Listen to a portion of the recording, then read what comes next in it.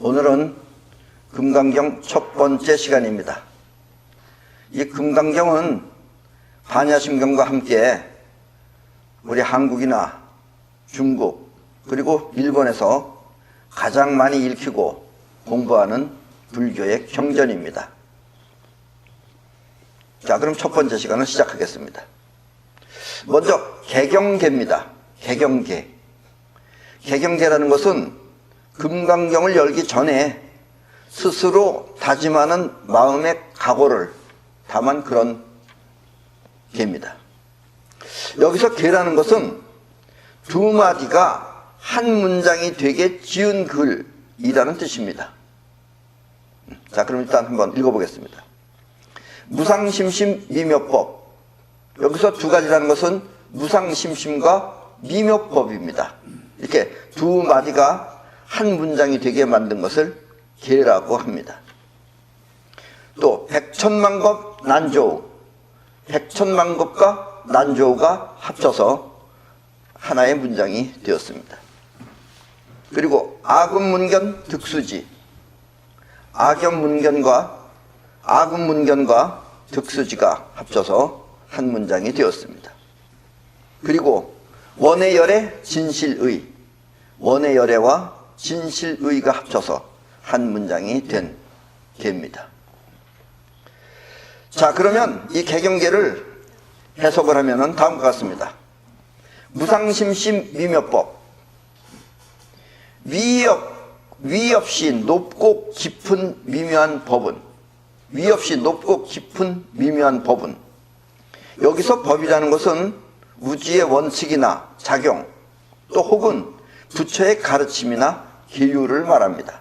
그래서 이렇게 부처의 가르침은 위 없이 높고 아주 깊은 이야기다라는 뜻입니다. 백천만법 난조우. 백천만법이 지나도 만나기 어려워라. 그렇게 아주 중요한 소중한 그런 경전이다라는 뜻입니다. 그리고 여기서 이 겁이라는 말은 이 불교에서 쓰는 겁인데, 이 겁은 어떤 시간의 단위로도 계산할 수 없는 무한히 긴 시간을 말하지만 그것은 사실 여기서의 이 금강경이 말하는 이 백천만법 난조우는 결국 이 미륵불이 출현하기 전까지 시대를 말합니다. 왜냐하면 미륵불을 가리키는 가르침에 의하면은 이 석가의 이 중요하다고 하는 이 경전은 큰 의미가 없기 때문에 그렇습니다. 아금문견 득수지. 지금 제가 그것을 보고 듣고 수지하여, 지금 제가 그것을 이 금강경을 듣고 보고 또 수지하여, 수지한다는 것은 갈고 닦아 지킨다는 뜻입니다. 여기서 갈고 닦아 지켜서 원해열의 진실의, 열애의 참된 뜻을 알고자 합니다. 열애의 참된 뜻을 알고자 하나이다. 여기서 열애라는 것은 진리로부터, 진리에 따라온 사람이라는 뜻입니다. 진리로부터 진리를 따라온 사람을 열애라고 합니다. 그래서 개경계는 무상심심 미묘법, 백천만법 난조우, 아금문견 득수지, 원해열의 진실의. 자, 그럼 여러분들도 이제부터 금강경의 본뜻을 이제부터 밝혀보도록 하겠습니다. 자, 그렇다면 이제부터 진리를 찾아 가보겠습니다. 근데 진리라는 말은 농담입니다만은, 진리라는 말은 아무리 들어도 질리지 않는 말이 진리입니다. 예. 보통 아무리 코미디도 두 번, 세 번 들으면은 짜증나서 듣고 싶지 않은데, 진리는 그래도 듣고 들으면은 질리지 않고 귀중한 말이 진리입니다. 그래서 여러분들의 영혼에 꼭 진리를 각인시키시기 바랍니다. 자, 지금 여러분과 나는 형체가 있는 사람입니다. 형체. 이렇게 모양이 있어요. 여러분들은 여러분 나름대로 모양이 있고, 나는 나 나름대로 모양이 있고, 또 어떤 사람은 자기가 자기 형체를 좋아하는 사람도 있고, 또 어떤 사람은 자기가 자기 형체를 싫어하는 사람도 있어요. 자기가 자기를 막 무서워하고 그런 사람도 없지는 않습니다. 예. 뭐 무슨 공덕인지는 모르겠지만 그래도 또 부모도 또 잘 만나가지고 그래도 형태도 좀 곱게 받아야지. 또 부모가 서로 자기가 애 하나 낳아놓고 저건 널 닮아서 그렇다. 아버지는 엄마 보고 너 닮아서 그렇다고. 엄마는 아버지 보고 너 닮아서 그렇다고. 그럼 날마다 싸우면은 어렸을 때 들었는데도 걔는 그거 다 기억을 해요. 말을 못 듣는 나이 4살, 3살 이때 것도 다 기억을 합니다. 여러분들은 그때가 송가치가 많이 발달되어 있기 때문에 그때 걸 다 기억하는 거예요. 사실은 다 필요 없는 거니까 여러분들이 잊어버리는 거지. 그래서 또 엄마가 또 찔찔 울면서 그런 그 슬픈 추억을 가지고 있는 사람도 있어요. 텔레비에도 나오고 그래요. 저는 예전에 유명한 농구 선수였어요. 자, 그래서 어쨌든 우리들은 전부 다 이렇게 형체를 가지고 있는 사람입니다. 그리고 눈앞에 보이는 모든 사물도 형태가 있습니다. 예, 지금 이 마이크도 형태가 있고, 이 탁자도 형태가 있고, 또 이렇게 지휘봉도 이렇게 형태가 있고, 다 형태가 있습니다. 우리의 인생은 이와 같은 형태를 갖거나 또 지키려고 노력을 합니다. 어쩌면 이렇게 갖고 지키는 것이 우리의 인생인지도 모릅니다. 그래서 많은 걸 소유하려고 그러고 또 그것도 가지고 지키려고 하고 하는 것이 인생인지도 모릅니다. 그러나 이 세상에 존재하는 모든 것들은 처음 상태를 그대로 유지하는 것이 아니라 차츰차츰 낡아져 사라져버리게 됩니다. 이것도 이제 낡아서 처음에는 새 거 같았는데 낡아서 이제 색깔도 까지고 그럼 이제 낡아서 부러지거나 그래서 버리게 된다는 이야기입니다. 물건은 낡고 부서지며 또 사람은 늙거나 죽습니다. 여기에 우리 인생에 애환이 있습니다.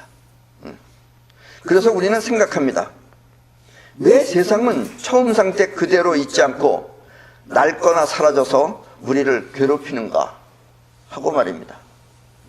여러분들도 이제 나이를 먹으면 점점 늙어서 젊었을 때는 파당파당하던 피부가 이제 쭈글쭈글해지고 그러다가 이제 또 이렇게 골골 앓다가 그리고 또 이제 죽고 그러면 또 자식들이 그걸 보고 슬퍼하고 이런 애환이 우리한테는 항상 있다라는 이야기입니다.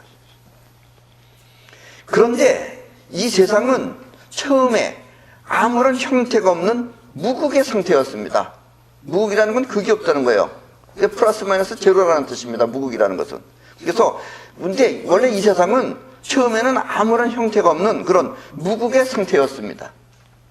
그리고 그와 같은 무극의 상태를 안 사람을, 무극의 상태를 들어서 아는 게 아니에요. 무극의 상태를 실질적으로 아는 사람을 부처라고 합니다. 형태의 세계에서 형태 이전의 무극 상태를 안 사람을 말입니다. 그런 사람을 부처라고 하는 거예요. 그리고 무극의 상태로부터 우주의 작용에 의해 형체를 가진 사람을 열애라고 합니다. 예, 아까도 나왔던 열애입니다. 예. 무극의 상태로부터 우주의 작용에 의해 형체를 가진 사람을 열애라고 합니다. 다시 말하면 열애는 부처가 우리 눈에 보이는 형체를 갖고 있다는 뜻입니다. 그러니까 부처가 이 무극의 상태를 터득한 부처가 우리 눈에 보이는 형체를 갖고 있는 것을 열애라고 한다. 그리고 또 부처는 우리 이 세계에서 원래 무극의 상태를 터득한 사람을 말한다. 그러니까 열애와 부처는 같은 거예요? 다른 거예요? 같은 겁니다. 네, 이름이 뒤집어서 이렇고 저렇게 해서 부른 겁니다. 그래서 불경에 다음과 같은 말이 있습니다. 범소유상, 개시허망, 약견재상비상, 즉견열애. 이 말을 해석하면 무릇 존재하는 모든 상은, 이렇게 형상은 모두 허망한 것이니 모든 상이 아님을 안다면 바로 열애를 보리라. 그러니까 모든 상이 이런 것들이 전부 다 모두 상이 아님을 안다면 비상이다 이거예요. 안다면 바로 열애를 보리라.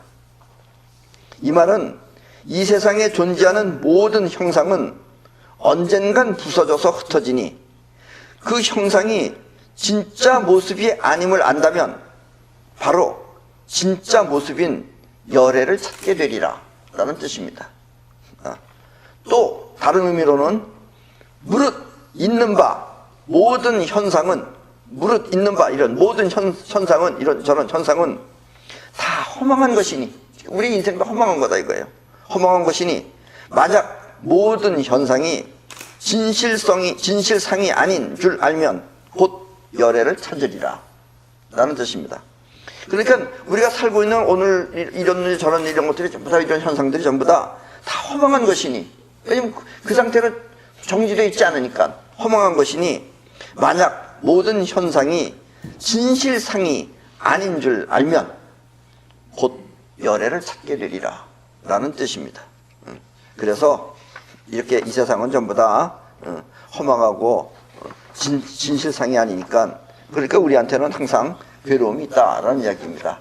그러니까 진실한 건 무엇인지 알고 싶어야 되고, 또 그런 것을 알게 싶으면 찾게 된다라는 이야기입니다. 결국 우리가 보고 느끼며 살고 있는 이 세상은 무극의 상태에 비하면 언젠간 사라지는 허망한 삶이니, 이와 같은 우리의 삶이 진실상이 아닌 줄 알면 곧 근본 상태인 무극을 찾게 되리라 라는 뜻입니다. 이것도 이렇게 석가같이 그래도 좀 생각이 있고 뛰어난 사람이니까 찾으려고 하지, 대다수의 사람은 같은 허상을 의미에도 불구하고 또 이랬다 저랬다 하면서 끊임없이 반복을 하죠. 그런 것도 윤회라고 합니다. 그리고 이렇게 무극의 상태를 터득한 사람을 부처라 하며, 무극의 상태에서 현실 세계에 존재하는 사람을 열애라고 합니다.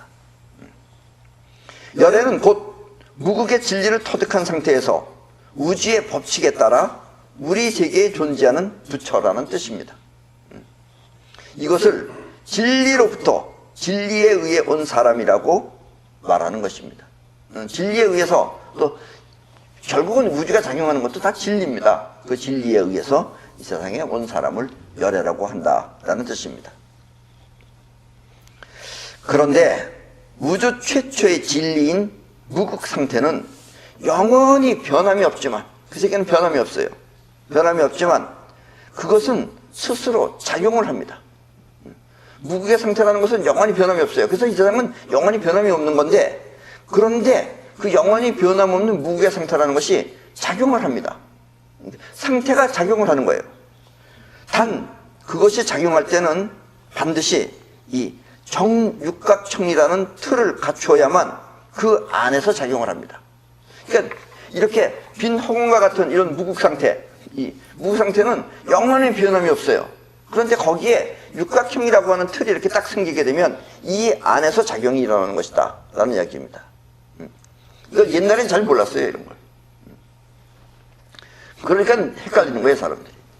그러니까 원래는 아무것도 없는 건데 작용을 안 해요. 무극이에요. 근데 그 안에 이렇게 육각형 틀이 딱 생기면은 이 안에서 작용을 합니다. 그리고 이렇게 작용하는 우주의 진리를 예로부터 동양에서는 태극이라고 했습니다. 이 안에서 일어나는 작용이 곧 태극입니다. 태극은 곧 상반되는 두 가지 작용을 동시에 한다는 뜻입니다. 그러니까 무극은 극이 없는데 태극은 극이 있다 이거예요. 예를 들면 플러스가 마이너스가 있다든지 아니면 N극과 S가 있다든지 이렇게 서로 상반되는 극이 동시에 있어서 그것이 작용이 일어난다라는 이야기입니다. 그리고 그것은 반드시 이 아무것도 없는 빈 허공에 육각이라는 틀이 있어야지만 이 안에서 작용을 하는 겁니다. 이것이 없으면 작용을 안 해요. 그래서 무극이에요. 그리고 또 이 무극이라는 상태는 이 육각형 틀이 있으면은, 그러면 이 안에는, 자 보세요, 무극이죠? 이게 들어가 있어. 그럼 이 안에 태극이 되는 거예요. 그래서 무극과 태극은 같은 것입니다. 또 조금 머리로는 이해가 좀 그렇죠. 자 어쨌든 여기는 무극입니다. 무극에다가 틀을 넣으면은 여기는 태극이 되는 거예요. 이 안에서 태극이 벌어져요. 그러니까 태극과 무극은 또 같은 것이다 라는 뜻이기도 합니다.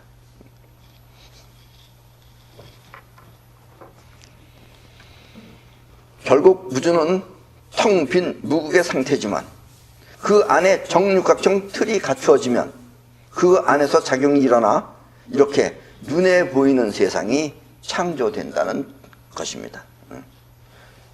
태극이라는 작용이 일어나서 이렇게 눈에 보이는 세상이 된다는 뜻입니다. 그리고 그 작용은 눈에 보이는 세상뿐만 아니라, 작용이라고 하는 것은 눈에 보이는 세상뿐만 아니라 스스로 다시 소멸하는 작용도 있어서 처음 상태인 무국의 세계로 다시 돌아간다는 뜻입니다. 그래서 이 우주는 텅 빈 상태이며 수많은 것들이 동시에 존재하는 아주 묘한 세계인 것입니다. 이게 지금 여러분들의 생각으로는 잘 납득이 안 가요. 왜냐면 여러분들의 생각은 1에서부터 시작해서 10까지 가거나 아니면 뭐 11에서 시작해서 20까지 가거나 이래야 되는데, 지금 내 얘기는 지금 왔다리 갔다 하는 얘기예요. 이게 우주의 묘한 작용이에요. 그리고 이렇게 묘한 작용이 일어나는 것 상태를 태극이라고 한다라는 뜻입니다. 그래서 태극은 곧 상반되는 두 가지 작용을 동시에 한다는 뜻입니다. 결국 우주는 텅 빈 무극의 상태지만 그 안에 정육각형 틀이 갖춰지면 그 안에서 태극이라는 작용이 일어난다. 그래서 이 우주는 텅 빈 상태이며 동시에 수많은 것들이 존재하는 아주 묘한 세계다라는 이야기입니다. 자, 그렇다면 다시 차근차근하게 처음 진리의 상태로 돌아가 봅시다. 우주 최초의 진리 세계는 무극이라고 했습니다. 무극. 그런데 이 무극 상태에서 육각형이라는 틀이 갖추어지면 그 안에서 태극이라는 작용이 일어납니다. 태극의 작용은 이제 이 그림에서 보는 바와 같이, 뻗어나가는 힘과 뻗어나가는 작용과 또 끌어당기는 작용을 동시에 일어나고 있다는 것입니다. 자, 이것이 이 안에는 지금 현재 빈 호흡과 똑같은 무극 상태입니다. 그래서 무극 상태라는 뜻은 이렇게 작동을 안 하는 상태를 제로지다라고 합니다. 제로 상태다 이거예요. 근데 이 제로 상태가 이 육각형이라고 하는 틀이 갖춰지면 그 안에서 뻗어나가는 작용과 끌어당기는 작용을 동시에 한다는 뜻입니다. 이렇게 끌어당기는 작용이 이제 작용을 하면은 이와 같이 물체들이 만들어지는 거예요. 서로 끌어당겨가지고, 뭉쳐가지고. 그리고 또 뻗어나가는 기운이 작용을 하면은 이런 뭉체들이 전부 다 허물어져서, 사그러져서 없어진다라는 뜻입니다. 아셨죠? 일단 여기까지만.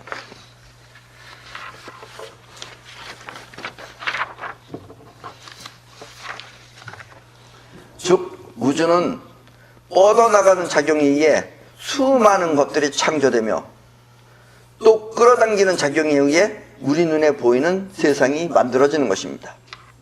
이렇게 뻗어나가는 작용이 결국은 수많은 것들을 창조해냅니다. 그래서 수많은 것들이 만들어지는 것은 뻗어나가는 힘 때문에 그런 거고, 그 다음에 끌어당기는 작용이 그것들을 뭉쳐놓으면 우리 눈에 보이는 세상이 된다라는 뜻이에요. 그리고 이와 같이 무극의 상태로부터 태극의 작용에 의해 만들어진 인물을 열애라고 합니다. 이 무극의 상태를 터득했으면서 이와 같은 작용에 의해서 만들어진 인물을 열애라고 합니다. 이 세상에서 무극을 터득하면 부처요. 자, 우리가 사는 이 지금 세상에서 우리가 무극을 터득하면, 지금 여러분들도 무극을 터득할 수 있어요. 그걸 터득하면 여러분들은 그때는 여러분들이 아니고 그때는 여러분들이 부처가 되는 거예요. 이 세상에서 무극을 터득하면 부처요. 또 무극의 세계에서 태극의 작용을 통해 이 세상에 존재하면 열애인 것입니다. 이것을 진리로부터 진리를 따라온 사람이라고 하는 것입니다. 열애나 부처나 다 같은 말입니다. 부처 하나만 쓰면 지겹잖아요. 지겨워. 그러니까 부처라고 그러기도 했다, 또 열애라고 그러기도 했다, 또 어떨 때 세존이라고 그러기도 했다, 또. 그리고 또 이제 다른 사람들은 거기까지만 얘기해요. 이제 나는 한마디 더 해요. 이제 미륵이라고도 했다. 다 결국 알고 보면 그놈이 그놈이다 라는 얘기입니다. 아셨죠? 네. 옛날에 석가는 사라지는 이런 현실 세계보다, 이런 형상의 세계는 사라진다 그랬잖아요. 그래서 허망하다 그랬잖아요, 석가가. 이런 사라지는 현실 세계보다 영원한 무극의 세계를 더 중시한 부처였습니다. 왜냐하면 사람들의 심정이, 우리 심정이라고 하는 것이 이 사라지는 현실 세계에 매여 있으면은 괴로움을 당하기 때문입니다. 그래서 여러분들이 소중하게 생각하는 것들은 다 그대로 있어야 되는 거예요.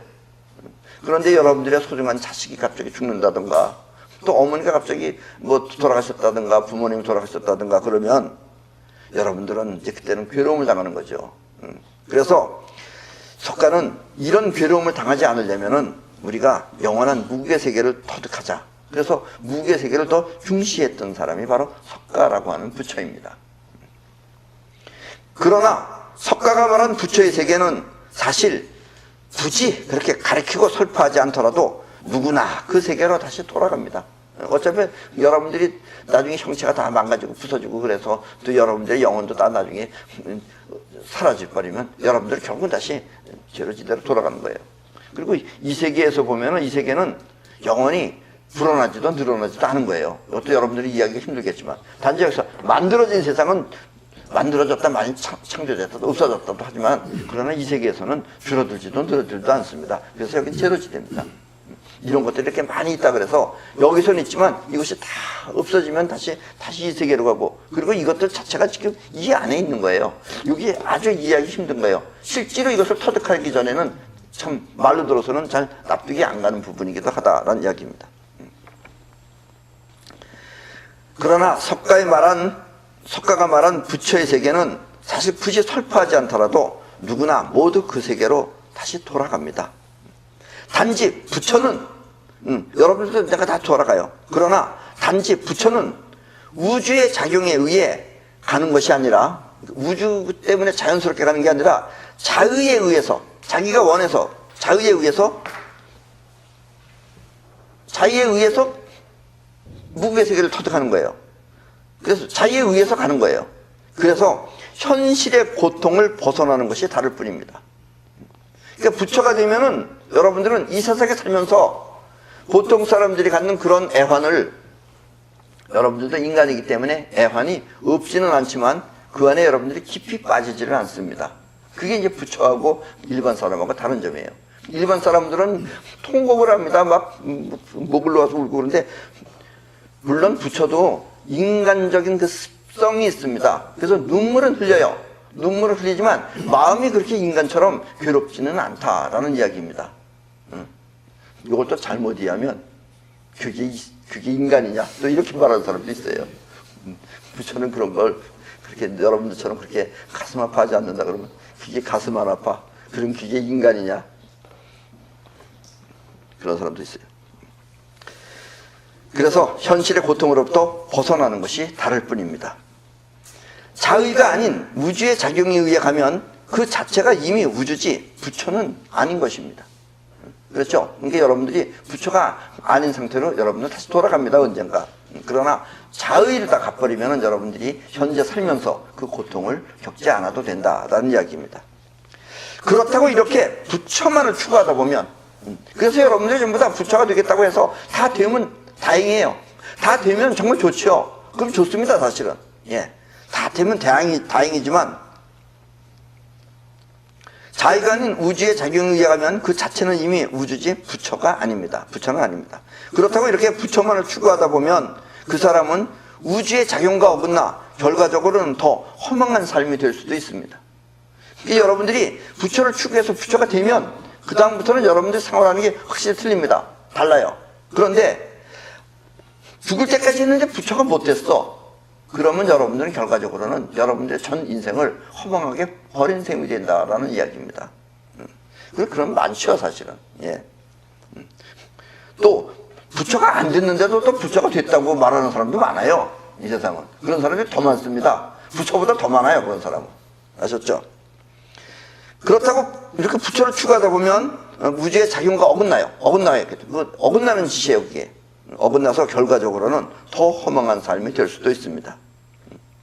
젊은 나이에 부처가 되면 허망하지 않게 보람된 인생을 보낼 수 있지만 끝내 부처가 되지 못하면 그 사람은 인생을 허망하게 낭비한 결과가 되기 때문입니다.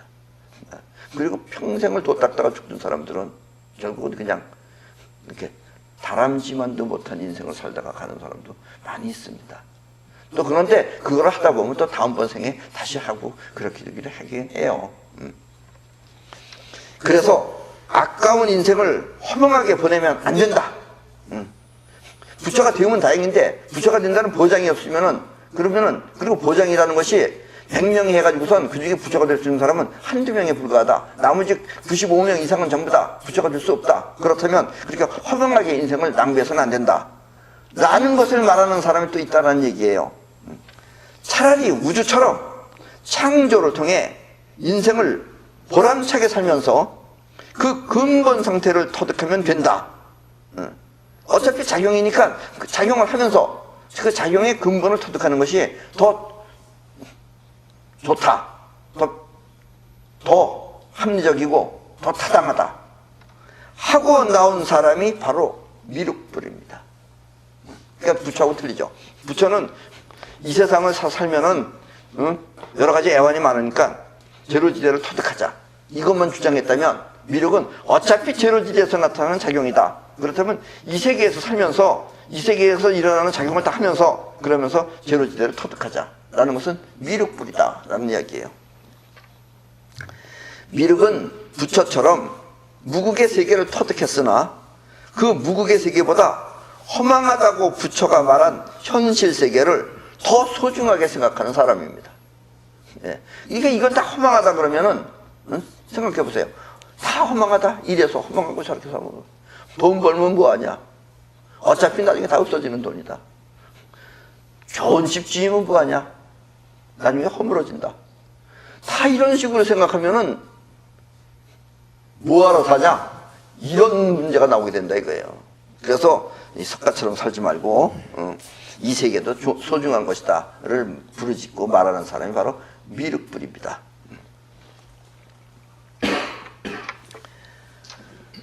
미륵은 부처처럼 무국의 세계를 터득했으나 그 무국의 세계보다 허망하다고 부처가 말한 현실 세계를 더 소중하게 생각하는 사람입니다. 또 무국과 태극은 같나니 무국과 태극은 같은 것이니 태극이 곧 무국이라 태극을 알고 무국을 알면 모두가 다 진실하다 라고 말하는 것입니다.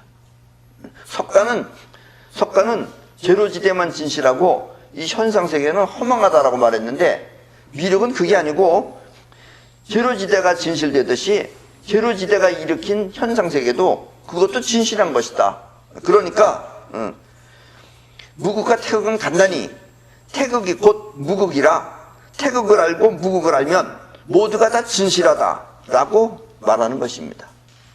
여기서 무국이 상태라면 태극은 곧 작용인 것입니다. 무국의 상태라면 태극은 곧 작용인 것입니다. 그러니까 작용의 세계도 중요한 것이지 무국의 세계가 중요하다 그래서 작용의 세계를 안 하고 아무것도 안 하고 그냥 누워서 밥만 먹고 똥만 싸고 있으면은 뭐하러 사냐라고 말하는 것이 미륵불의 이야기다라는 이야기입니다. 여러분들은 어느 쪽이 더 좋아요? 근데 편하긴 석가 쪽이 편합니다. 훨씬. 네.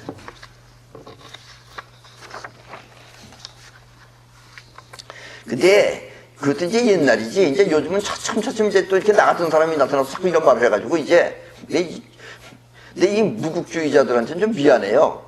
그런 사람들이 이제 점점 이렇게 나 같은 사람이 이제 많이 얘기를 하면은 자기들 자꾸 설 자리가 이제 좁아지게 됩니다. 예. 근데 시대가 어차피 이런 시대이기 때문에 어쩔 수 없어요. 알 건 확실하게 다 알아야 되니까요. 여러분들도 어떻게 생각하세요? 물론 여러분들은 지금 현재 예.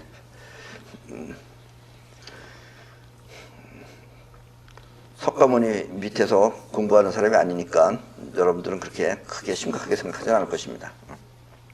자, 부처는 눈에 보이는 이 세상은 허망하여 참된 진실이 아니니 그 이전에 참된 세계를 찾아가자 라는 가르침을 폈다면 부처는 미륵은 참된 세계가 있어서 그 세계로부터 또 다른 세상을 창조하니 세상은 온통 참된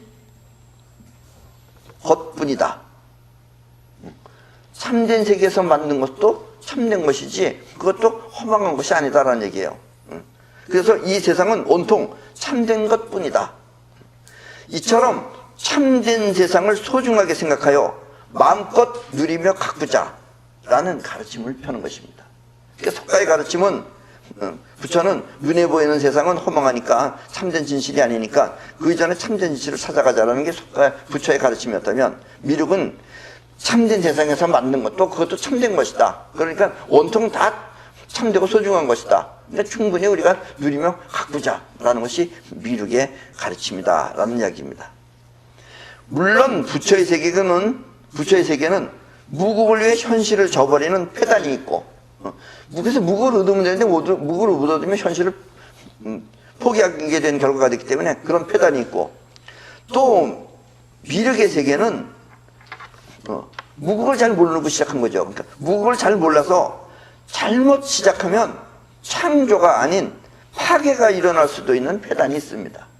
근데 그 폐단은 어차피 있을 수밖에 없어요. 폐단이 있습니다. 오늘날의 과학이 바로 참된 무국의 세계를 모르고 일으킨 창조 문명입니다. 그러니까 우리가 이렇게 하면 더 편하다, 이렇게 하면 더 좋다, 그런 걸 추구해서 만들어내는 것은 다 창조 문명이에요. 그런데 그게 과학이에요. 그런데 과학은 원하는 것을 만들어냈는데 무국의 상태를 모르기 때문에 반드시 그 이면에는 나쁜 것도 있다 이거예요. 우리를 그 물건 자체를 만들어냈어. 그런데 그 물건이 우리를 파괴시키는 거예요. 아주 쉽게 얘기를 하면은 과학은 편하고 좋은 점이 있는 반면 그 이면에는 반드시 해롭고 나쁜 점도 있다는 것인데, 지금 여러분이 사용하는 핸드폰 편하죠? 핸드폰 얼마나 편해요? 옛날에는 우리 전화 한번 걸으려고 그러면, 그래도 전화 있는 시대는 또 나아요. 전화 없는 시대보다. 전화 한번 걸으려고 그러면은 저기 공중전화 찾아가든가 아니면 사무실에만 있거나 집에만 있었어야 돼요. 그러다 이제 카폰이 나오고, 그러다 이제 여러분들 핸드폰이 나왔어요. 지금 얼마나 편해요? 거기 가면 이것만 뒤져보면, 지하철 타봐요. 옛날에는 서로 앉아서 얘기도 하고 그랬어요. 이제 인간면이 다 없어졌어요. 전부 다 앉아서 이어폰 끼고 다 앉아 이거 하고 있어요. 편해졌어요. 또 즐길 수도 있어요. 그런 좋은 점이 있지만 그 이면에는 이 핸드폰이 전자파 등으로 우리 몸에 해가 되는 나쁜 점도 있다는 것입니다. 그래서 이 과학이 이렇듯이 이 한쪽 면만 추구해서 나가면은, 무국의 상태를 모르고 한쪽 면만 추구해서 나가면은 반드시 그런 해로운 점도 있다라는 이야기입니다.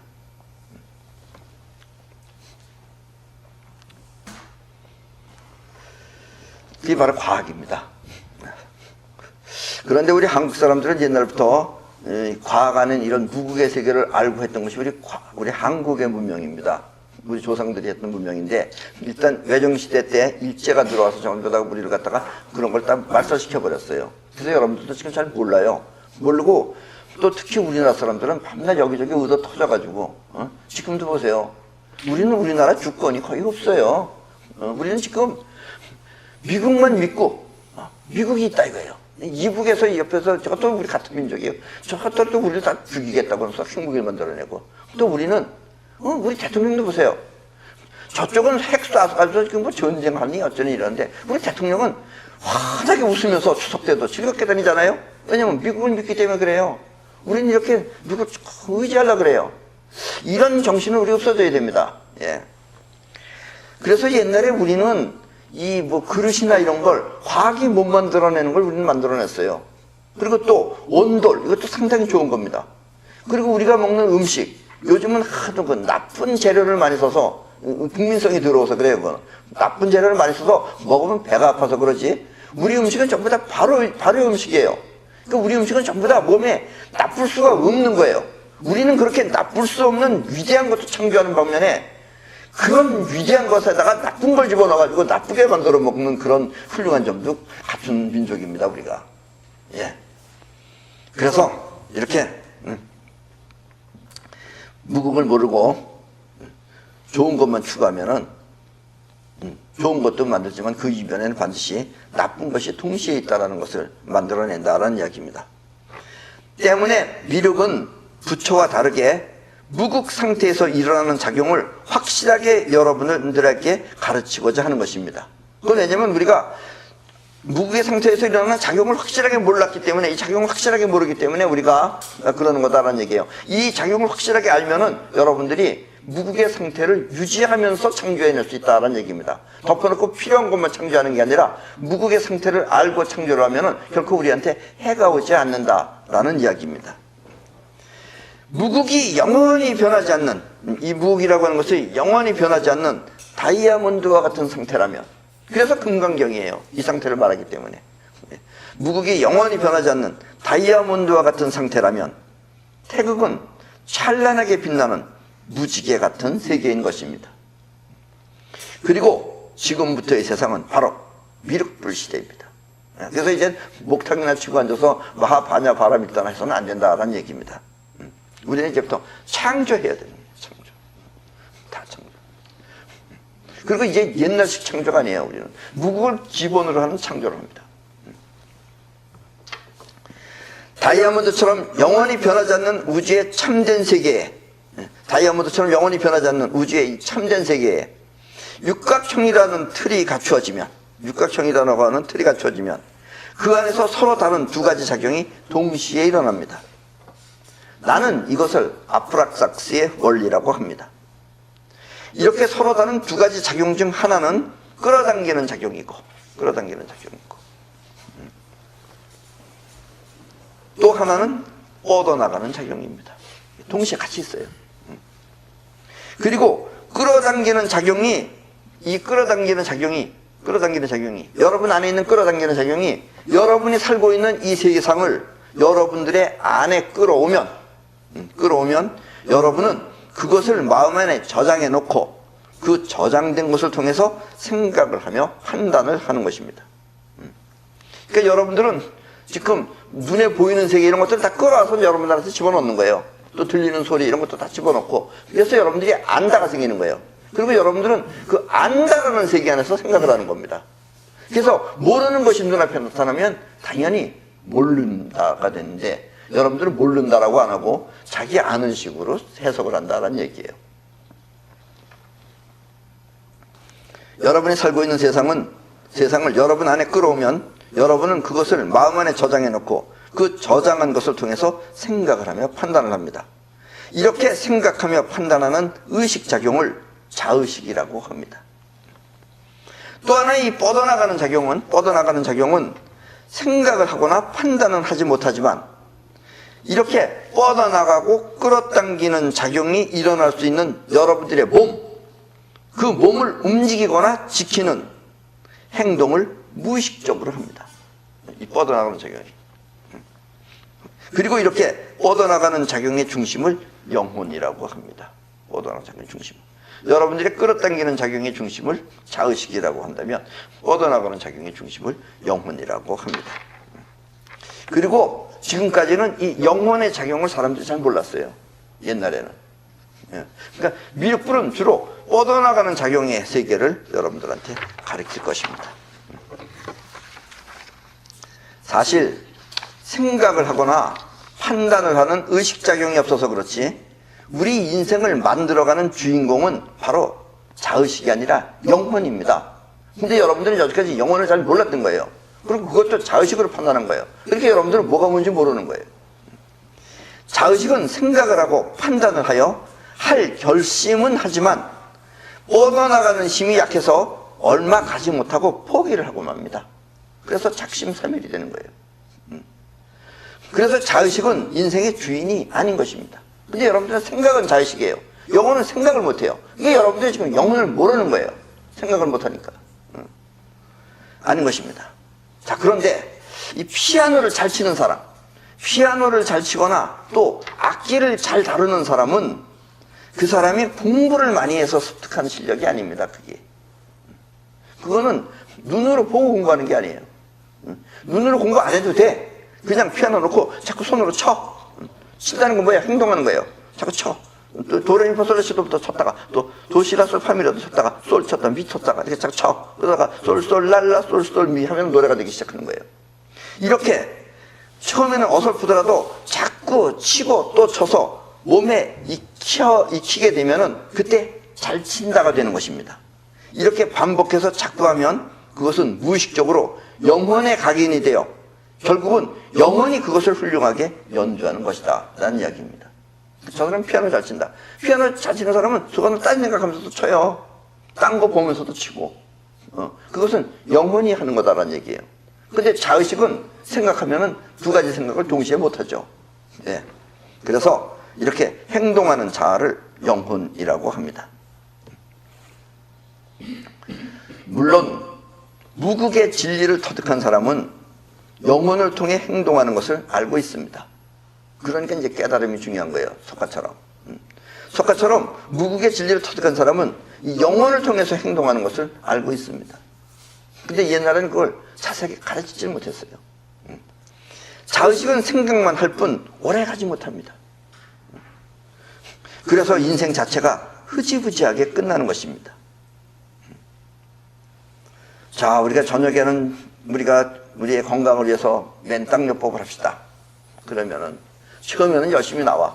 왜냐면 자기한테 이로움이 있으니까 하면 좋다 그래서. 근데 한 1년 살아보니까 괜찮아. 2년 살아보니까 괜찮아. 그럼 이제 또 서서히 흐지부지 돼서 이제 안 하게 된다는 이야기입니다. 그 대부분 사람들 다 그렇게 살아요. 근데 영혼으로 사람은 그렇게 안 합니다. 그래서 똑 부러지게 살기 위해서는 반드시 영혼을 통해서 살아야 되겠습니다.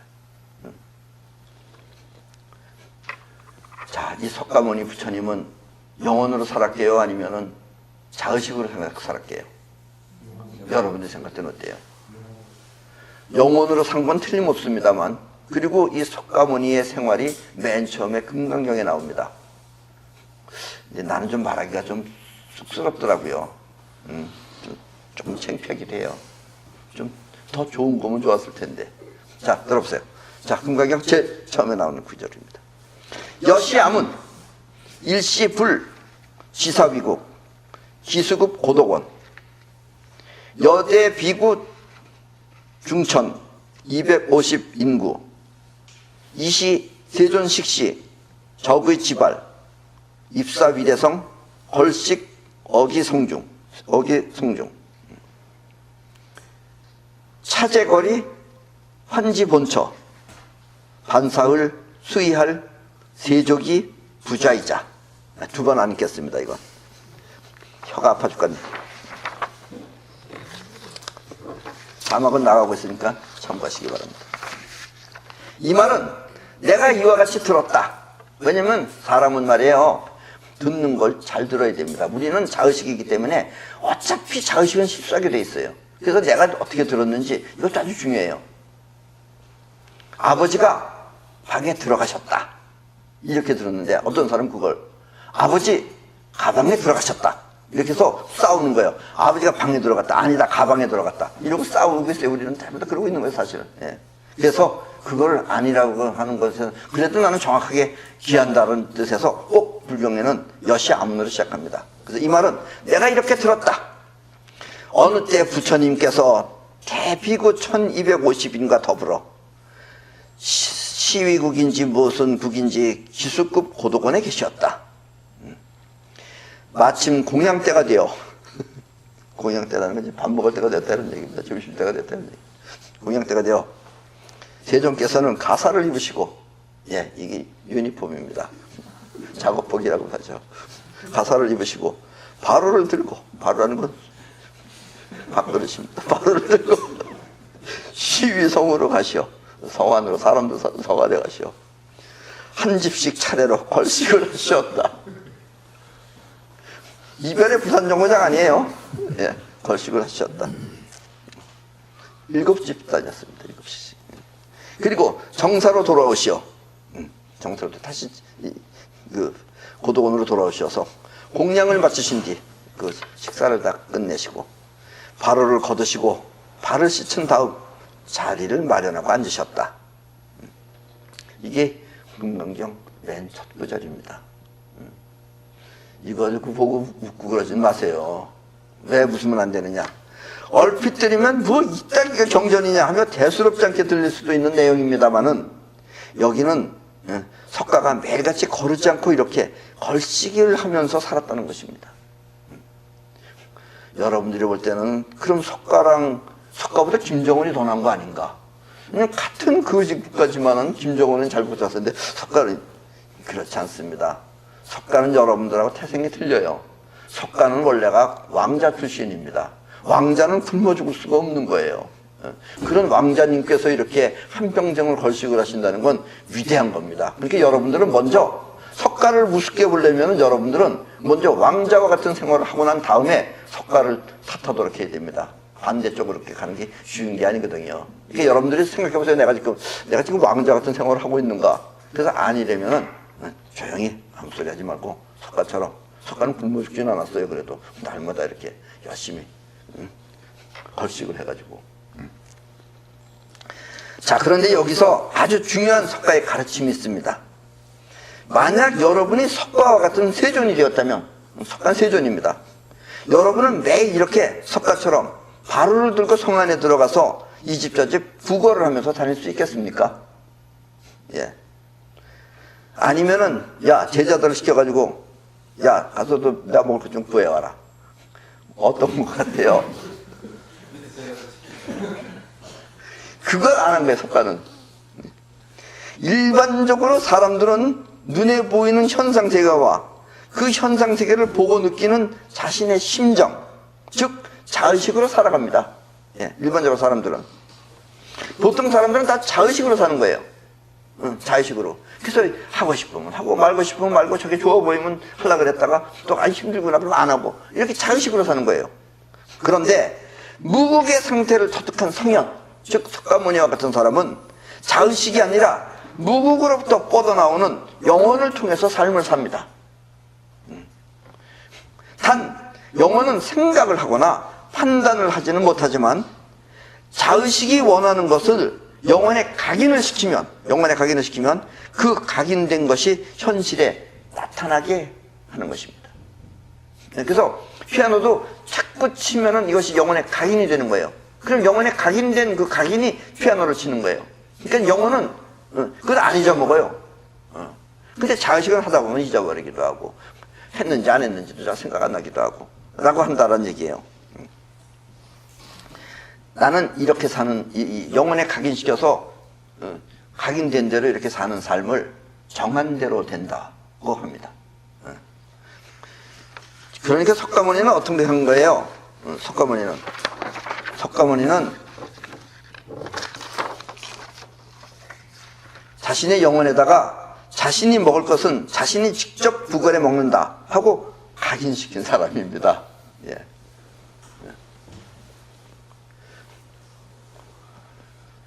그건 뭐 이걸 각인시켰건 저건 각인시켰건 마찬가지입니다. 그 여러분도 그렇게 각인시켜서 살아야 됩니다. 그냥 그때마다 달라요 이렇게 살지 마시고 석가는 한결같이 거기는 아마 눈은 안 왔을 거예요. 비가 오나 바람이 부나 태풍이 부나 석가는 항상 그 시간 되면 벌떡 일어나서 가사를 거치시고 바로를 들고 그리고 제자들과 함께 성으로 들어가셔서 이 집 저 집 구경을 하시면서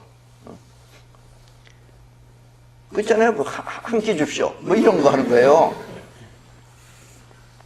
요즘 대야 텔레비에서 옛날만 한 거 아니에요. 텔레비도 없나 봐. 그런 거. 어리석은 사람들은 세상을 보고 필요한 것을 따라가며 살지만 어리석은 사람들은 세상을 보고 이거저거 따라가면서 삽니다. 근데 성현은 이렇게 스스로 정한 대로 세상에 나타나기 위해서 사는 것입니다. 성현의 삶과 일반인의 삶은 이렇게 틀리는 거예요. 일반인의 삶은 그저 그때마다 필요한 것 이렇게 사는데 성현은 그렇게 안 살아요. 미리 정한 대로 정해놓고 영혼에 각인시켜놓고 그 각인된 대로 사는 게 성현들의 삶입니다. 그래서 여러분도 살아가기 위해서 돈을 벌려고 하지 마시고 그렇게 여러분들은 돈을 못 버는 거예요. 오늘 배고프다고 해서 돈을 버는 거예요. 그러면 배고픈 것 정도는 면할 수 있어요. 근데 여러분들은 그렇게 살면은 피곤하게 살게 됩니다. 그렇게 살지 마시고 스스로 어떻게 살 것인지를 마음에 정하도록 하십시오. 이렇게 간단한 얘기인데도 사람들이 이걸 못합니다. 이것만 하면 자기 인생이 편안해지는 거예요. 정한 대로 그렇게 되기 때문에. 그런데 이걸 정하지 못하고 사람들은 날마다 오늘 하루를 겨우겨우 넘기면서 살면서 그래서 뭐 고민이 많다느니 번뇌가 많다느니 이런 짓을 하고 있다는 얘기예요. 스스로 정하면 되는 겁니다. 그래서 여러분들은 스스로 어떻게 살 것인지를 마음에 정하도록 하십시오. 젊었을 때일수록 더 좋습니다. 나는 결코 내가 책임지고 있는 나의 식구 모두가 돈이 없어 핍박당하는 꼴을 보지 않겠다 라고 정한 마음이 곧 그 사람의 인생을 그렇게 만드는 것입니다. 오늘날의 여러분들 나름대로 사는 것은 대부분 보면은 그럼 내가 이렇게 정했나? 안 정했기 때문에 그렇게 사는 거예요. 정한 사람은 틀려요. 정한 사람은 정한 대로 살아요.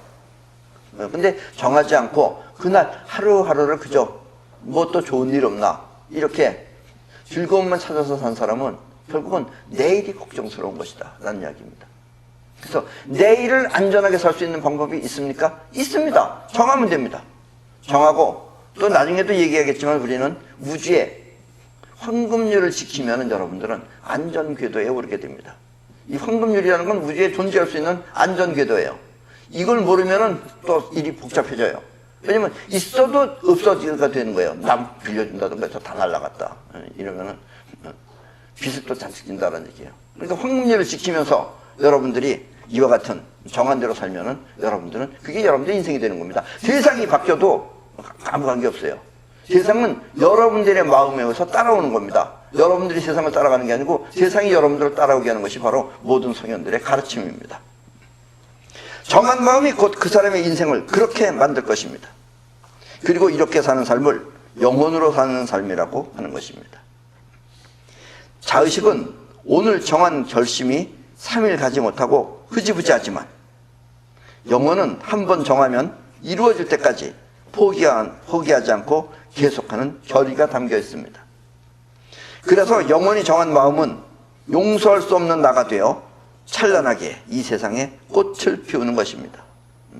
여러분들이 영혼에 정하면은 여러분들이 영혼에 진짜 각인이 되어 있다면 그렇게 되지 않는 것을 여러분 자신이 용서를 못하게 됩니다. 그럼 그게 각인된 거예요. 그렇게 되면 여러분들은 영혼이 정한 대로 그렇게 정한 것이 찬란하게 이 세상에 꽃 피우게 되는 것입니다. 미륵이 여러분들에게 가르치는 첫 번째 가르침도 바로 이와 같은 정한 대로 된다라는 것입니다. 비가 오나 태풍이 부나 한결같이 바로를 들고 먹을 것을 찾아 떠나는 세존, 그는 영혼으로 사는 삶을 보여주기 위해 이렇게 한결같이 살았던 것입니다.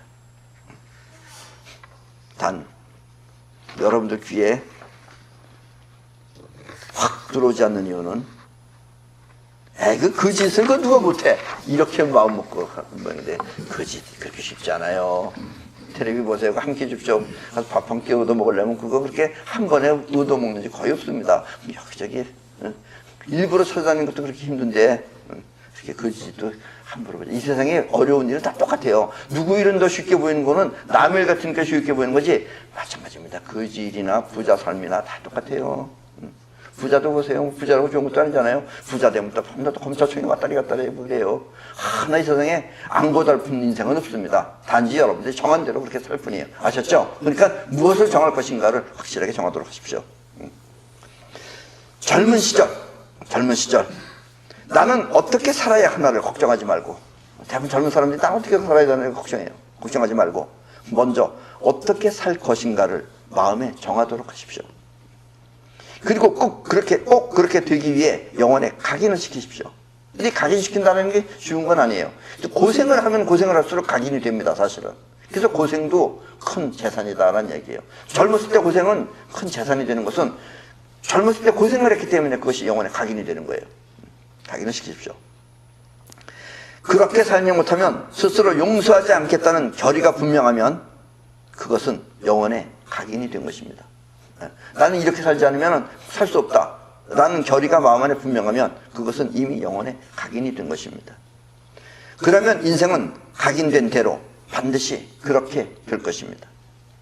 영혼의 힘은, 이 영혼의 힘이라는 것은 다이아몬드처럼 결코 변하거나 흩어지지 않기 때문입니다. 그러니까 꼭 이루어진다는 이야기예요. 길이 따로 있는 게 아니에요. 이게 길이에요. 이걸 모르는 사람은 자꾸 어디로 가면 되느냐고 내비게이션처럼 물어봐요. 내비게이션 필요 없어요. 여러분들이 영원히 간다고 하면은 풀도 헤치고 가고 길 아닌 길도 헤치고 가고 전부 다 길을 만들 수가 있어요. 이것이 바로 진짜 길입니다. 어떻게 할까를 걱정하지 말고 어떻게 될까를 미리 정하도록 하십시오. 미래는 반드시 정한 대로 되는 것이기 때문입니다. 인생은 별거 아니에요. 여러분들이 젊었을 때 정한 대로 그것이 나타나는 것이 여러분들의 현상세계입니다. 정하지 않은 사람의 현상세계는 여러분들이 따라가거나 허망한 세계지만 여러분들이 미리 정해놓고 정한 대로 이 세상에 나타나면 그것은 허망한 세상이 아니라 아까도 얘기했지만 미륵이 말하듯이 참된 세상으로부터 참된 세계를 창조한 것입니다. 그러니까 여러분들의 인생 그리고 이 우주는 여러분들이 창조하는 것입니다. 아셨죠? 예. 그럼 오늘 강의는 여기서 끝내겠습니다.